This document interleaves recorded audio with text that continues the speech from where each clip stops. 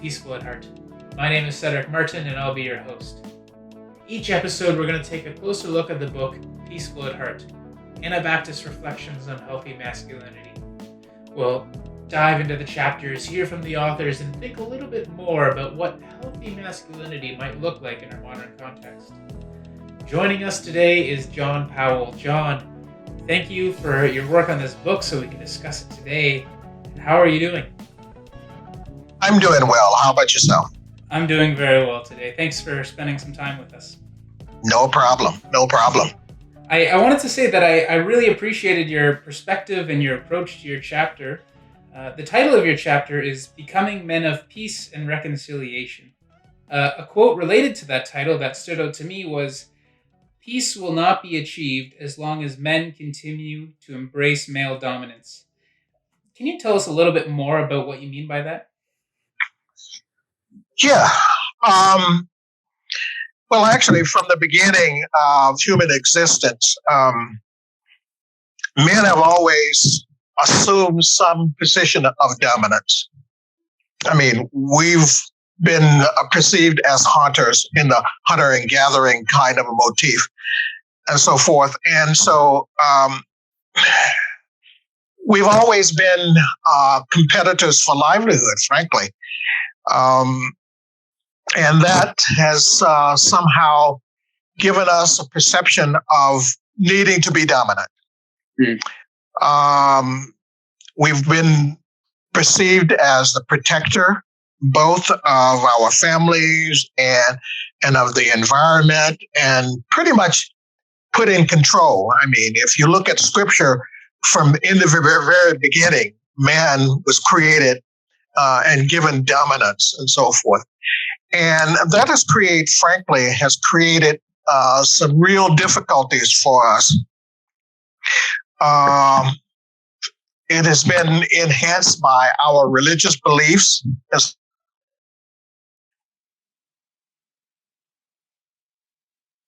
socialization process has led us to being perceived as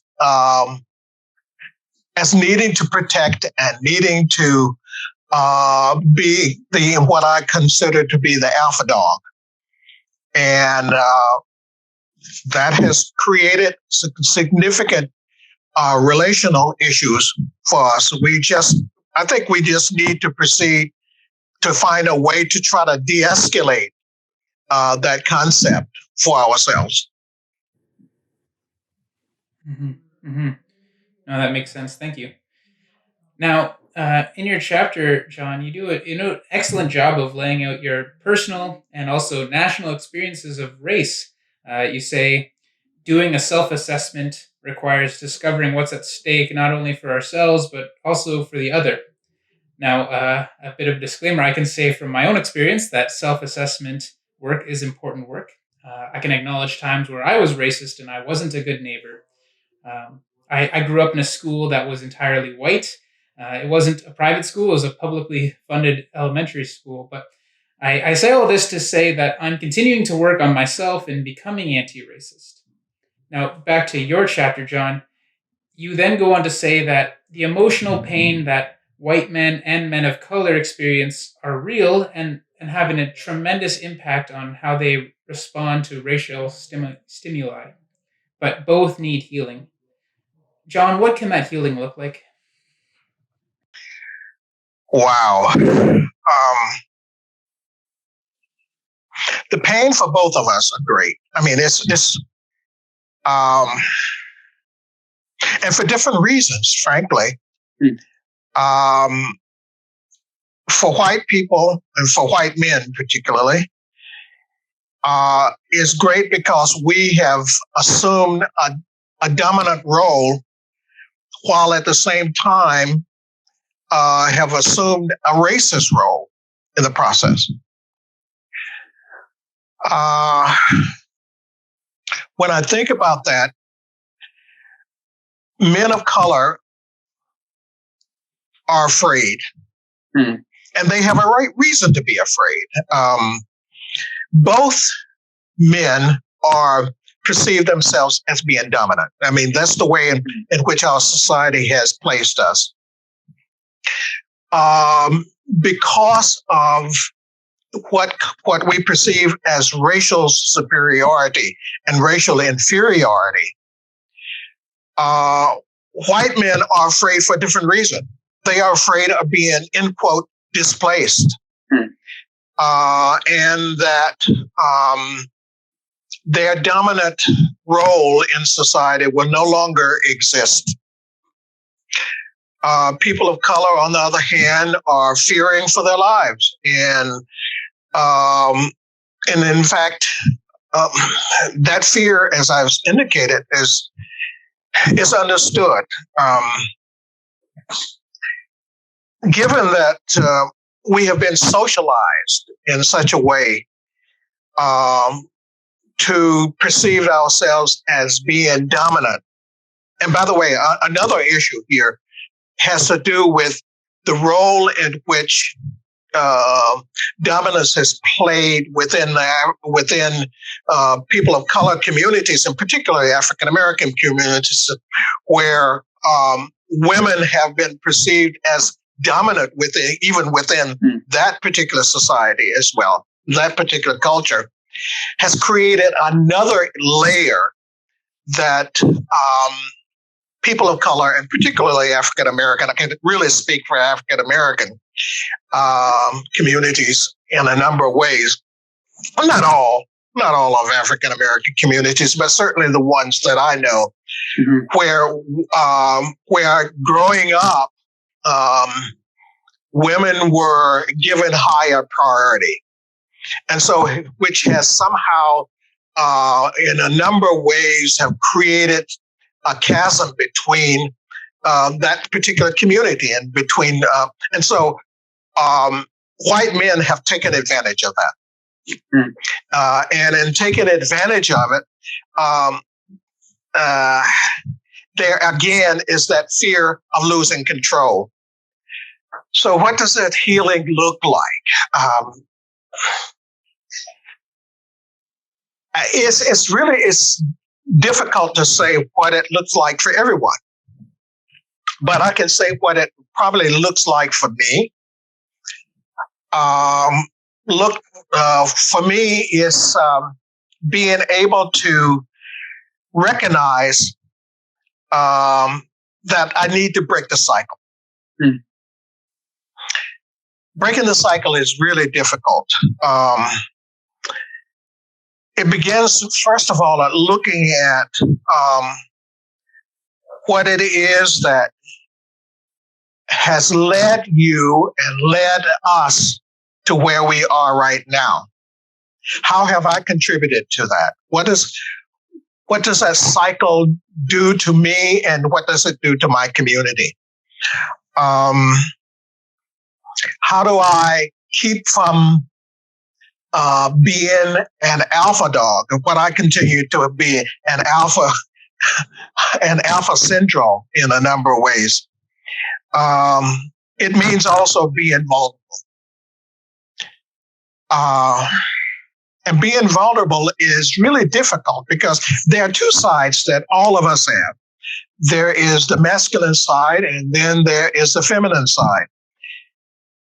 Most of us don't want to admit that we have a feminine side. And we don't want to let it come out because we will be perceived as end quote, sissy.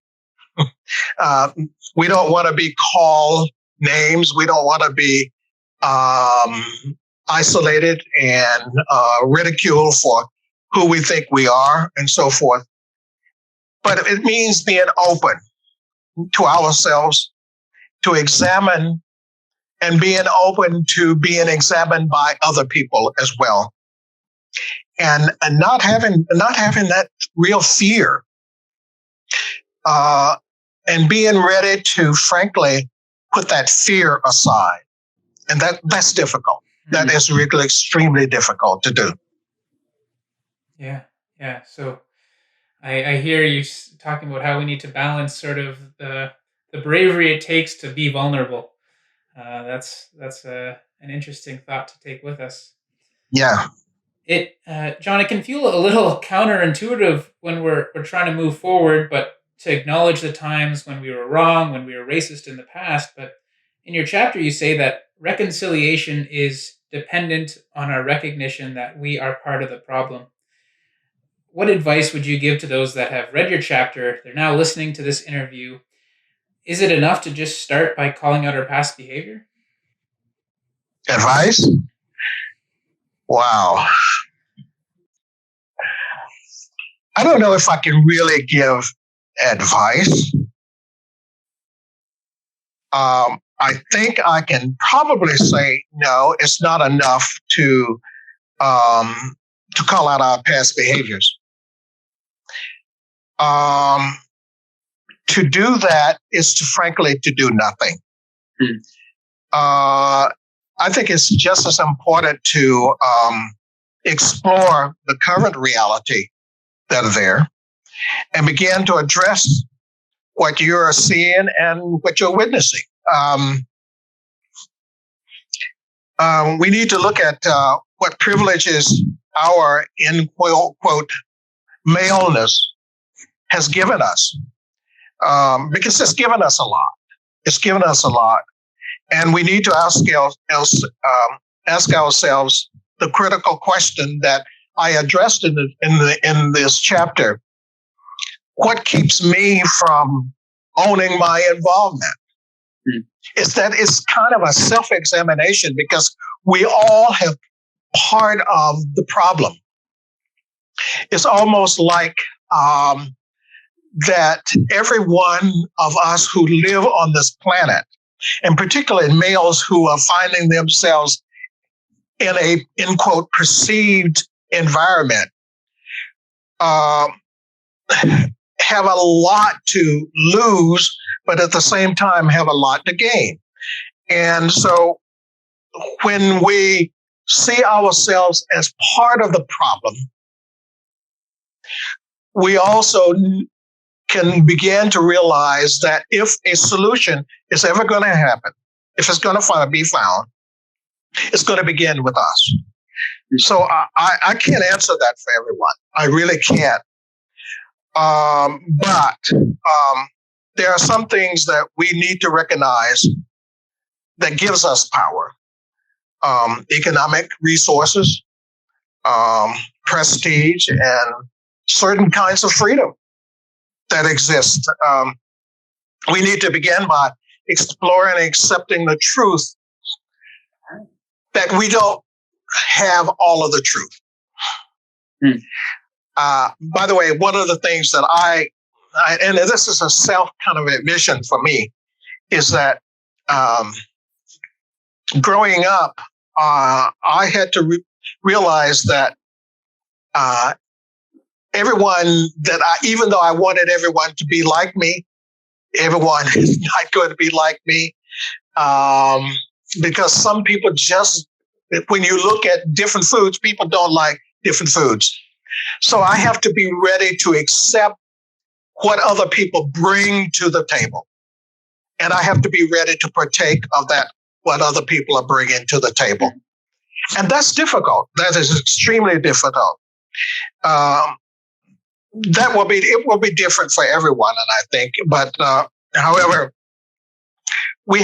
each one of us have a part to play, and we have to be ready to accept that part that has been given to us. That's beautiful. As you were talking about how we each have sort of a piece of the problem, I was picturing some sort of beautiful mosaic or puzzle that could come together if we start learning to accept each other and work together. Yeah, right. Thank you, John. I really appreciate that imagery that came for me, and I think I got a lot to take out of that. John, what kind of role does masculinity play in your faith, and what kind of role could it play in the church? Well, growing up, believe it or not, I grew up in a very patriarchal community. It was a community where men particularly fought, but they also protected each other. And like most, the role of men were very seldom questioned. I mean, we knew that we were, end quote, the protector of the society, that we needed to act. Even if we acted badly, we needed to find a way to somehow make excuses for ourselves acting badly and so forth. And even if we acted badly, we also had to somehow assume that it was good. There was something that was good about it. I knew that if I was going to be an effective leader, both within my community and the family and in the church, that I had to somehow modify what I was seeing and experiencing in my community. One of the things that very early that I started learning was that I needed to look for external sources for what that model might look like. And I think there's something that we will probably talk about later on that. But it was for me that my Christian faith is really important. And I had to explore how that Christian faith was formulated and who was I serving in the process. And again, I needed to break that cycle. And I think that's exactly what men need to do. And at least for me, as a Christian, I explored how Jesus responded to nationalities, how he explored to gender inequities, and so forth. One of the pieces, one of the parables, actually it wasn't a parable, it was an engagement that Jesus had with the Samaritan woman. Was a key element for me in terms of helping me think through breaking that cycle. And where, in fact, Jesus offers her water. And that water that was being offered was different than the water that she had had before. And I started looking at that and asking myself, what was that water? And that water was, in fact, self-respect. The feeling that she was loved and that she belonged and that she was needed and so forth. Jesus was a man for all seasons, in my estimation. And so that's what it looks like for me. It looks like following Jesus, being in step with Jesus, and doing the kinds of things that Jesus would have me to do. What does that mean for the church? By the way, Jesus also gave up power. He did not assume that he had to have power, even though people were assuming that you have to have power, that you need to have power in order to make it within the Roman structure. Jesus did not assume that. And for the church, I would say that's probably one of the pivotal pieces that we probably need to address, is that we don't need to have the power. That the power is within every individual that exists within that congregation. And so if power exists within the hands of the people, then obviously, we are going to share that power. And as we are sharing that power, it means that the less that we are prone to become more vicious in our interactions with each other. Thus, violence is somehow beginning to be eliminated. So that's what I mean. That's what I think it means for me. Yeah. Thank you. Yeah, I can see that, and I want to think more about what does breaking the cycle mean for myself too. So I appreciate your response there. Now, John, you say releasing ourselves from society's expectations of traditional manhood with aggressive behavior is the key that opens the gates to peace. Can you tell us a little bit more about what you mean by that? How do we get there? Um,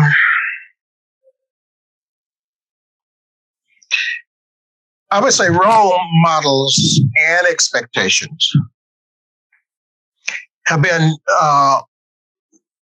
drawn to us and been given to us from very early childhood.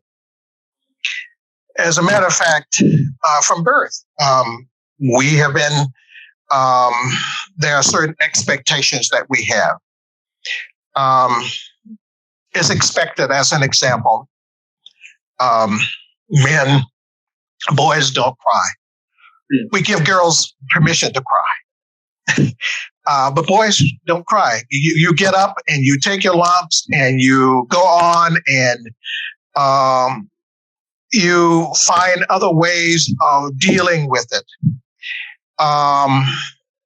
We are expected to behave in certain ways, and if not, we are ostracized. Everyone wants to be liked. Yeah, I certainly do.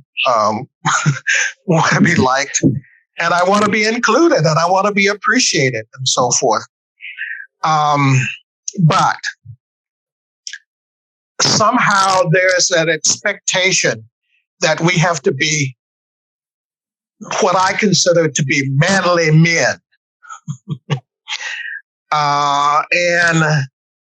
And being manly men means exercising power over everything that we have possible control over. How do we get there? Well, I think that's a good question.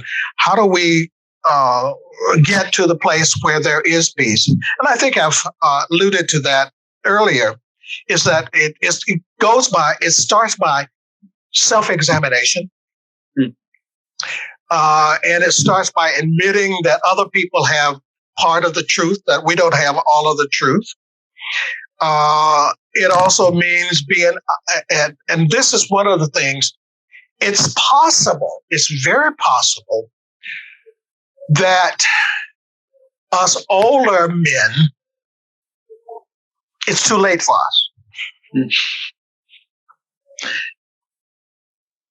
But it is not too late for the younger generation, the younger men. And that we need to be advocates for change for them. We need to be mentors for them. And very honestly, as part of that mentoring process, I think we need to begin to institute some rituals. Rituals that rites of passage rituals that give us some real meaning about what it really means to be a man. I mean, when I was growing up, one of the things that my dad did was he took me hunting, and it was a ritual. He first of all showed me how to use a gun and what a gun was used for, and what it was not necessarily for your own protection, but it was for survival, for killing animals that were for food. And in doing so, there was that bond. And so one of the things that he gave me was a rifle. I was 13 years old. And what I'm saying is that there are rituals that go along with us saying to men,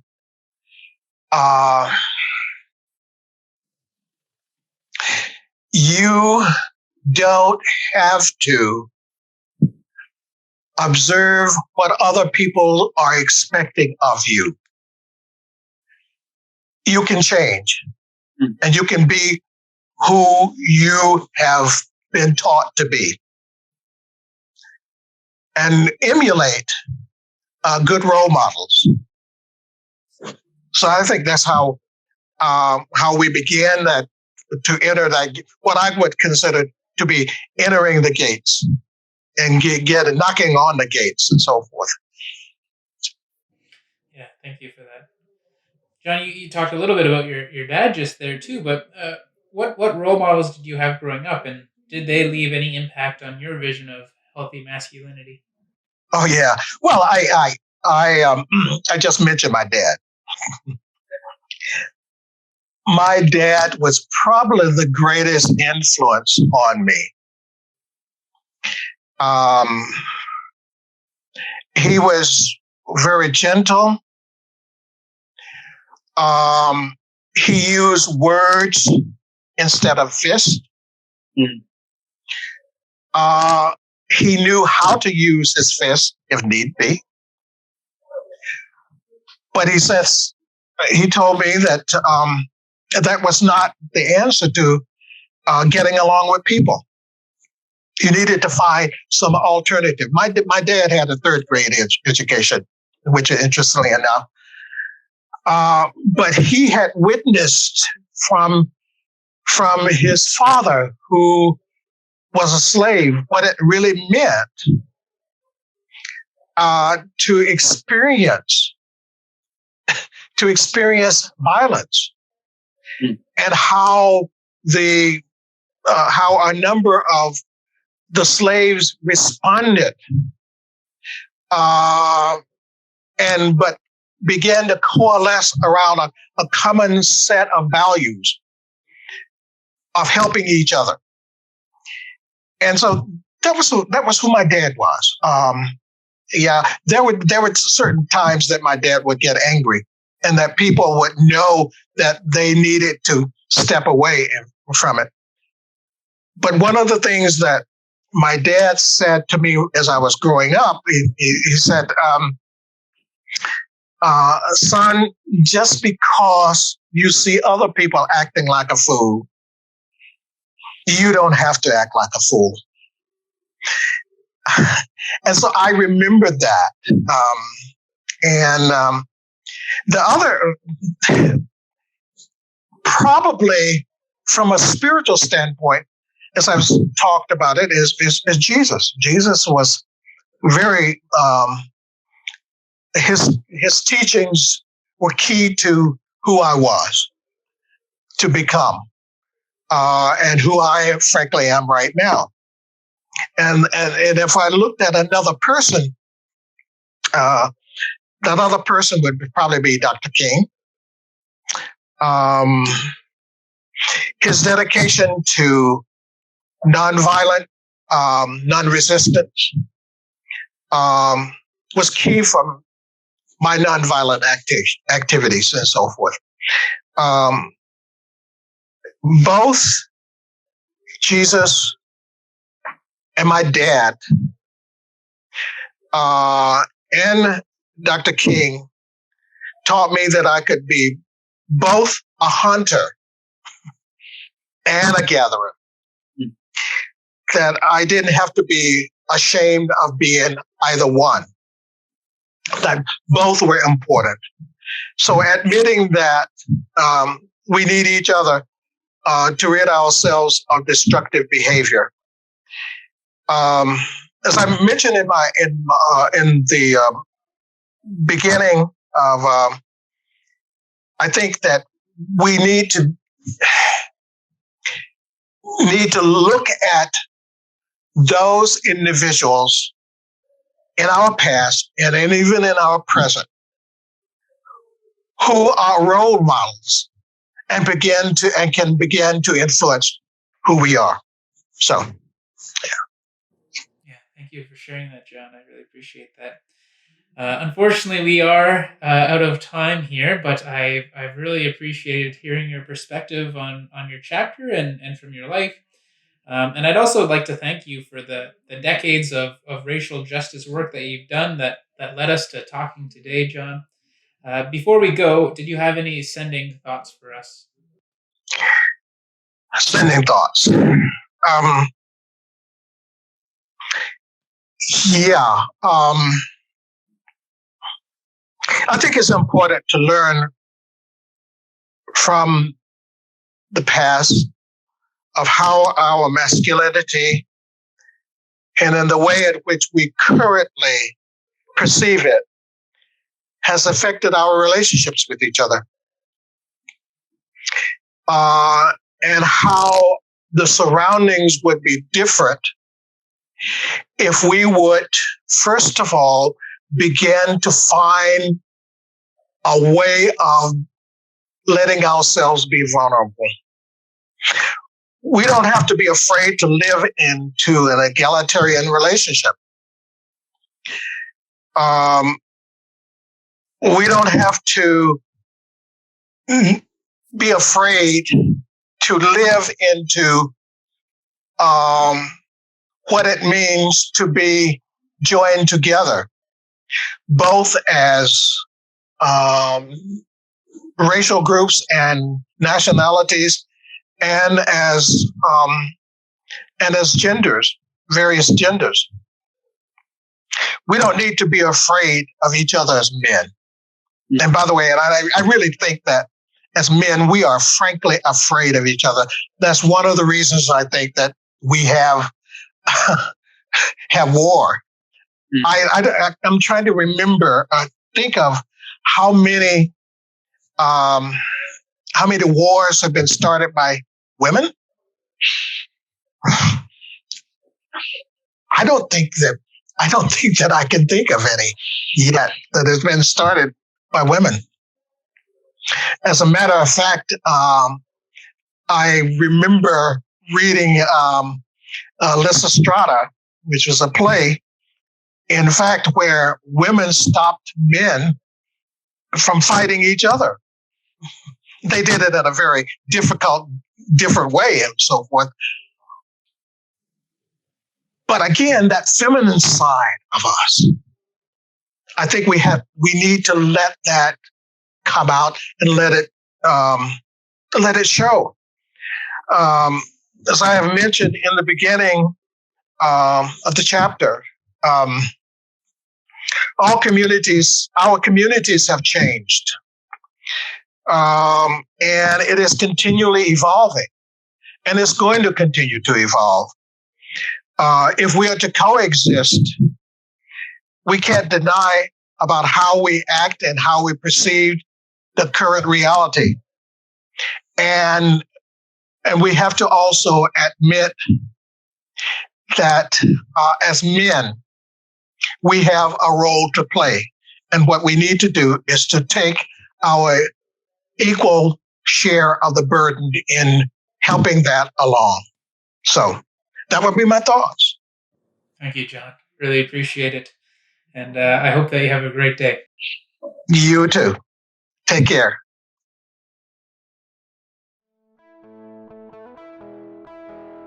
Peaceful at Heart was recorded in the city of Takaranto, the land covered by Treaty 13 with the Mississaugas of the Credit. This is the Dish with One Spoon territory.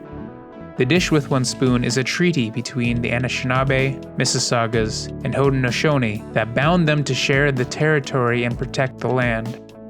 Subsequent indigenous nations and peoples, Europeans, and all newcomers have been invited into this treaty in the spirit of peace, friendship, and respect. We all eat out of the dish, and all of us that share this territory with one spoon. We want to acknowledge the ancestral lands and waterways of the Mississaugas of the Credit, the Anishinaabe, the Chippewa, the Seneca, the Haudenosaunee, and the Wendat peoples. Takaranto is now home to many diverse First Nations, Inuit, and Métis peoples. We wish to thank them and any other nations who cared for this land. Colonization is a continuing form of oppression So it is important that we acknowledge the lands and digital spaces that we are holding and taking up. We remember the acknowledged and unacknowledged, recorded and unrecorded, past, present, and future. We are all treaty people.